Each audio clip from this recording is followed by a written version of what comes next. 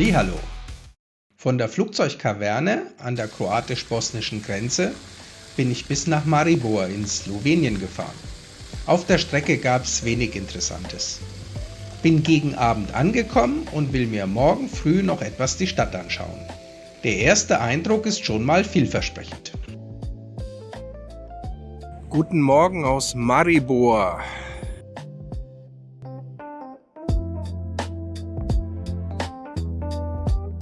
Hier ist die älteste Weinrebe der Welt. Die gucke ich mir nachher auch noch gleich an.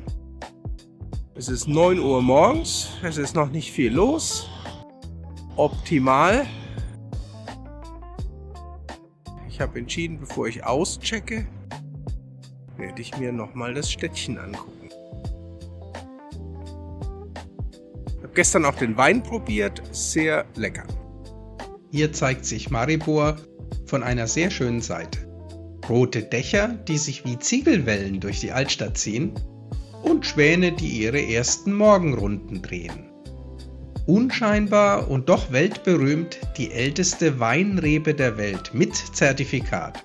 Über 400 Jahre alt hat sie Kriege, Kaiser und Klimawandel überlebt und trägt immer noch jedes Jahr Trauben. Ja, und hier entlang der Drau gibt es eine wunderbare Uferpromenade.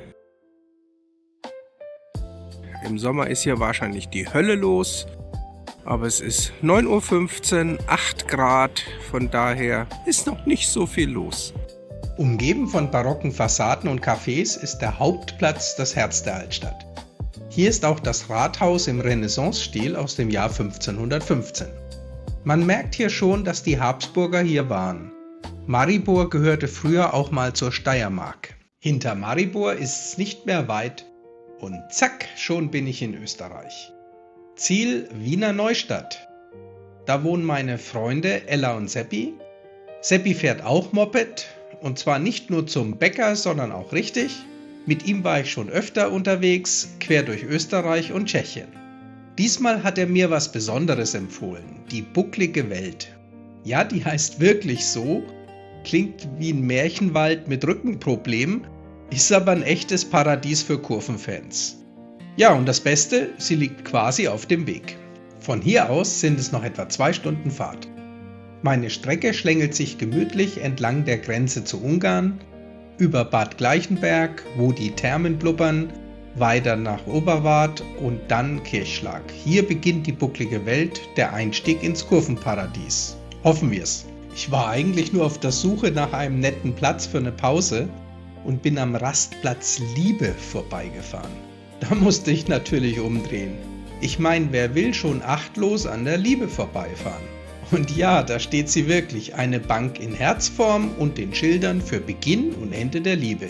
Ich habe schon viele Rastplätze gesehen, aber sowas auch noch nie.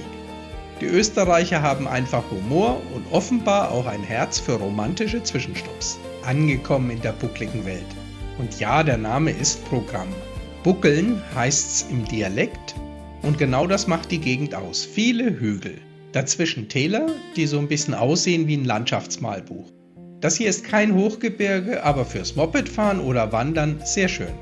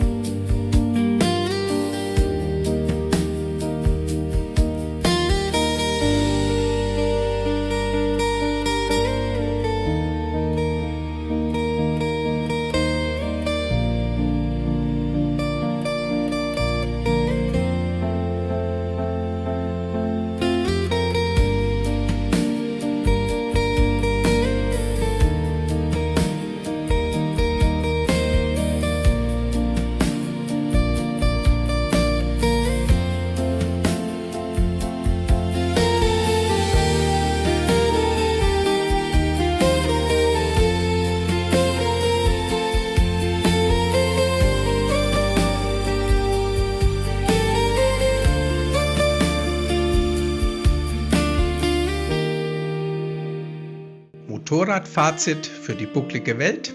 Ganz klar, wenn ihr in der Gegend seid, nehmt das Hügelland mit. Es lohnt sich. Immer wieder schöne Aussichten, kleine Dörfer, die aussehen wie aus dem Modellbaukatalog und eine entspannte Strecke zum Cruisen.